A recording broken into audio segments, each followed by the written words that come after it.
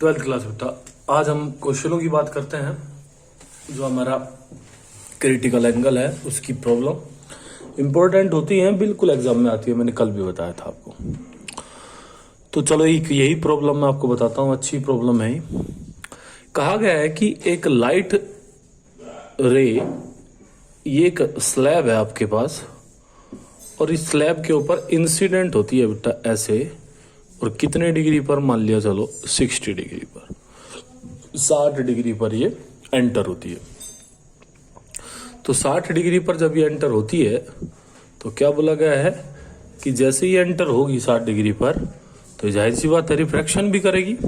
तो रिफ्रैक्शन करने के बाद जब ये रिफ्रैक्शन करती है तो ये टकराती है अपने पास वाले सरफेस के ऊपर, और इस पर टकराने के बाद वो सरफेस पर कोई क्या कर जाती है बेटा, आपकी ग्रेज कर जाती है।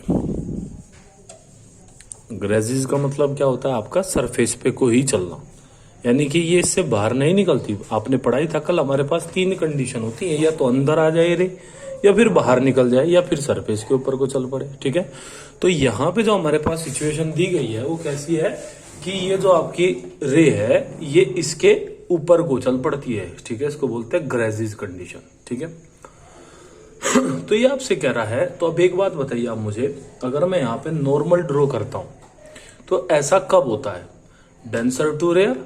तो डेंसर टू रेयर सरफेस पे को जो आपकी रे निकलती है वो कब निकलती है, जब ये इंसिडेंट एंगल कैसा हो बेटा, आपका क्रिटिकल एंगल होता है। बात क्लियर होगी। ये मैंने आर मान लिया यहाँ पे, इसको मैं ऐसे पीछे मिला लेता हूँ। क्लियर बात।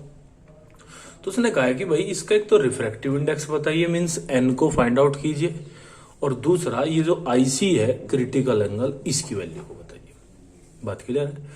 तो अब एक चीज आप लोग खुद बताइए मुझे, आईसी के लिए हमने कल एक कंडीशन पढ़ी, वो कंडीशन क्या थी, वो फॉर्मूला क्या था बेटा, हमने पढ़ा कि आपका जो साइन एन होता है, सॉरी, वो किसके बराबर होता है बेटा, आपका 1/sin IC के, और एन कौन सा था हमारा, RND, यानी कि रेयर टू डेंसर। चलो ये एक इक्वेशन हमारे पास बन गई। क्लियर बात, क्लियर बात। तो ये आपके पास एक इक्वेशन हो गई। अब एक बात बताइए आप, अगर ये पता लग जाता तो आईसी हम निकाल ही देते, लेकिन हमें ना तो ये पता और ना ये पता, तो यानी कुछ और लगाना पड़ेगा। हमें ये पता है, तो जैसे मैं यहाँ पे RND की कंडीशन लगाता हूं तो RND यहाँ पे कितना हो जाएगा बेटा आपका, आपको पता है, आप यहाँ पे स्नेल्स लॉ यूज कर सकते हैं, और अकॉर्डिंग टू स्नेल्स लॉ ये साइन 60 हो जाएगा अपॉन ये साइन R हो जाएगा। लेकिन अगर आप साइन 60 एज इट इज रखें तो इस ट्रायंगल से, ये जो ट्रायंगल आपको दिख रहा है ये कितना होगा बेटा आपका 90 डिग्री। तो अगर आप R की वैल्यू देखें यहाँ पे, तो R तो आपका 90 माइनस IC आप इसको कह सकते हैं। क्लियर बात। साइन 60 की वैल्यू कितनी होती है आपके, √3/2, और साइन 90 माइनस थीटा क्या होता है बेटा आपका, कोस थीटा। ये आपकी इक्वेशन बन गई दूसरी। तो आप देखेंगे ये भी RND है और ये भी RND है, तो जब दोनों सेम ही है बेटा तो ये इनके ये जो पार्ट है ये भी तो बराबर ही होंगे आपस में।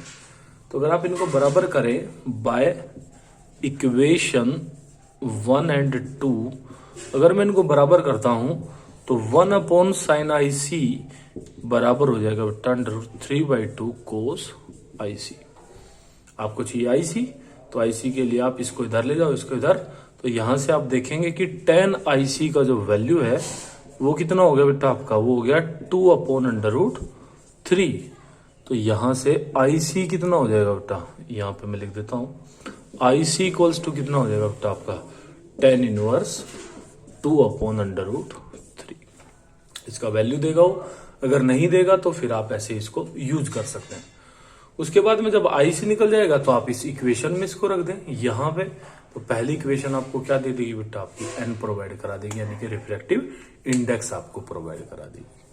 तो इस तरीके से बेटा आपको इसके क्वेश्चन अभी करने हैं, प्रिज्म के क्वेश्चन नहीं करने हैं, इसके क्रिटिकल एंगल के, प्रिज्म जब पढ़ाऊंगा मैं तब करने, कभी उसमें लग जाओ। ये क्वेश्चन करने हैं जो आपकी रिफ्रैक्टिंग सरफेसेस के क्वेश्चन है। ओके।